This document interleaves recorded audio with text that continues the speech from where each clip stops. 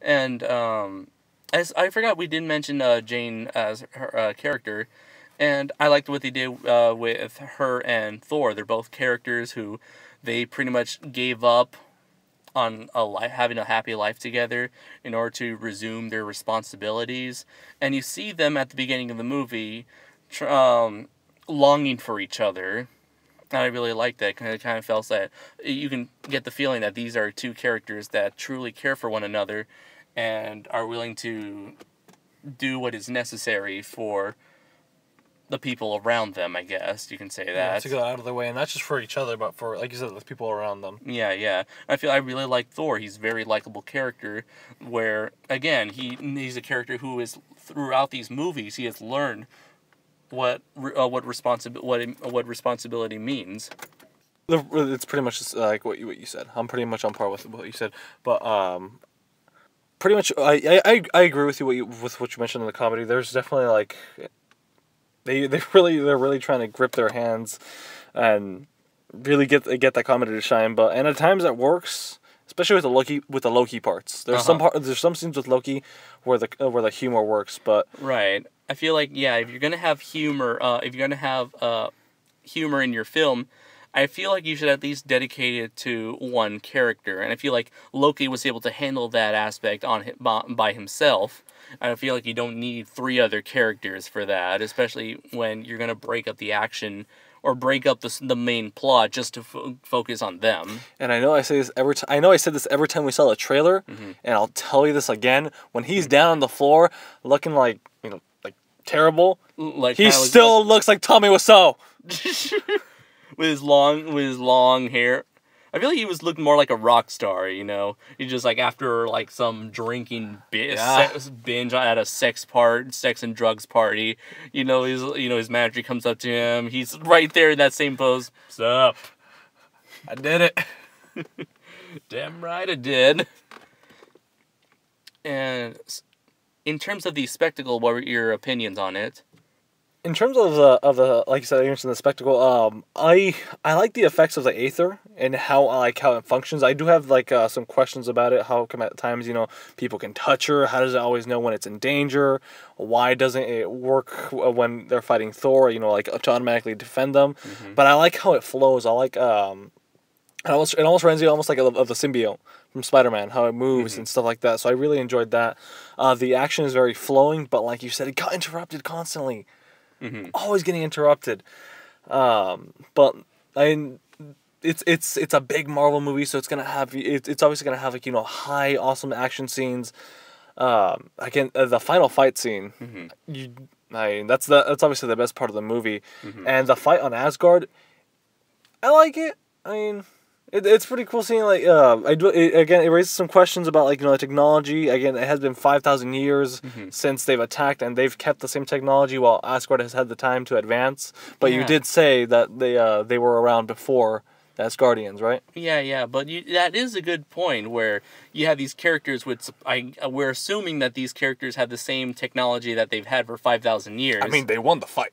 Yeah. You'd think that the Asgardians wouldn't have that much of a difficult time trying to beat these guys if their technology is supposedly advanced in those 5,000 years. Even though it doesn't really look like neither side have advanced in their technology all that much, because you get to see them fight in the flashback.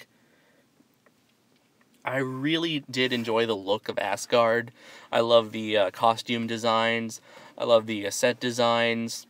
The Asgard was an aspect of the first film that wasn't explored a lot. It mostly took place on Earth.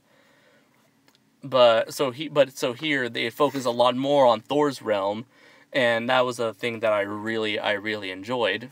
Yeah, it's like a combination of the old and the new, literally. Yeah, it definitely has that kind of like Viking, Norse imagery, but at the same time it has that more comic booky pizzazz, as well as some like a mixture of old and futuristic technology, like laser swords or like super like fireball cannons.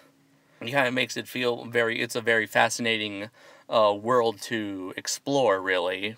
And I'm glad that they took the time to do that with this film. And the scenes where like Thor's just flying around with his hammer, so where you can Yes. see it. There's a specific scene where like Ares being attacked, and like Thor's like, "Oh, I'm out of here," and he flies towards Whoosh. it, and you just see like a big chunk of Asgard, not just one center area, but you see a big chunk of like of what the area looks like, and it's a really beautiful place.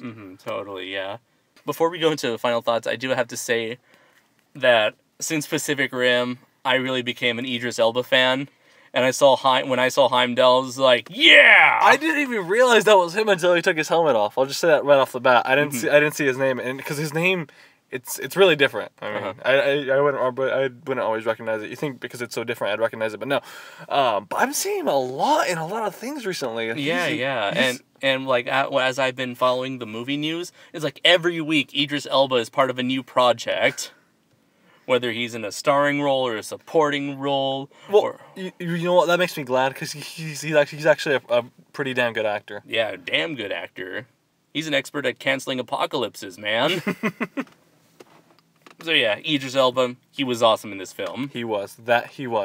Even if you couldn't see his face for a majority of the time. So as for final thoughts, what would you say about Thor: The Dark World?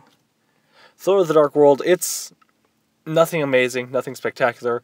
It was a fun ride, and I know I say this a lot, but it's really the experience I had in the movie. You know, like I was never at the edge of my seat, but at the same time I wasn't laying down, just about to fall asleep.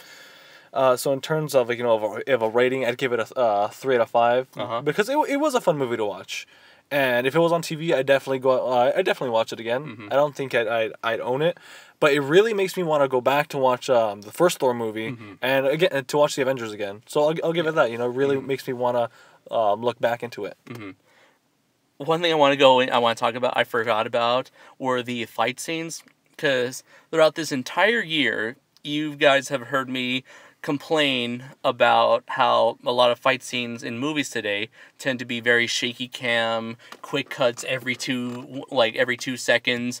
But here, I really like the choreography in this film. I feel like you can actually see what was going on. So I would say this is the movie that this and Pacific Rim have the best action sequences, really, from what I've seen. But as for my overall thoughts, I was thoroughly entertained by this film. I thought it was really decent. I feel like it did not explore new territory all that much. Just here's a bad guy, Thor has to stop him. But Do your thing. Yes, but Thor does his thing. But what really sold the movie for me was Tom Hiddleston as Loki. He helped make this movie go a notch above. If it weren't for him, this would be a 3 out of 5. But for me, he made it a 4 out of 5 for me. All right, interesting. Yeah. I do want to say one final thing. With these Marvel movies that are always coming out, it's funny because it always gets me pumped. The ending always gets me pumped. For like, what's next. Yeah. It's always there. It's like, oh, what's going to happen next? And I see the trailer and it gets me really pumped up and I can't wait till the next year. Yeah. And the next year comes and then it's an okay movie. Sometimes it happens. Sometimes I'm really hoping, with what comes next, it just gets better and better. I'm hoping it doesn't, take a downward spiral. Right. Well, the Iron Man 3 and, with Thor: The Dark World, they still manage to keep consistently good. Even if it's not super great, it's still, well-made, decent films. But I do have to say there are two end credit scene. One is like a couple minutes into the credits and one at the very end of the credits.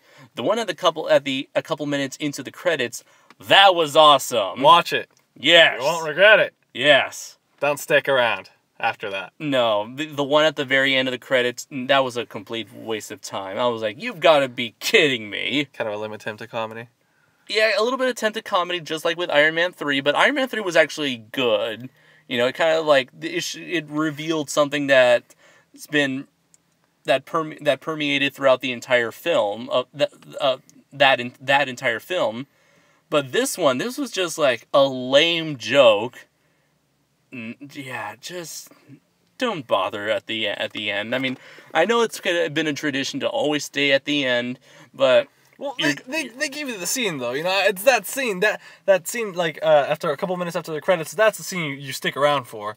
I mean, now they're adding like second bonus scenes. And... Normally, like with these endings, they tend to provide a brand new character you haven't seen, an important character that you haven't seen before or that you haven't seen in the film.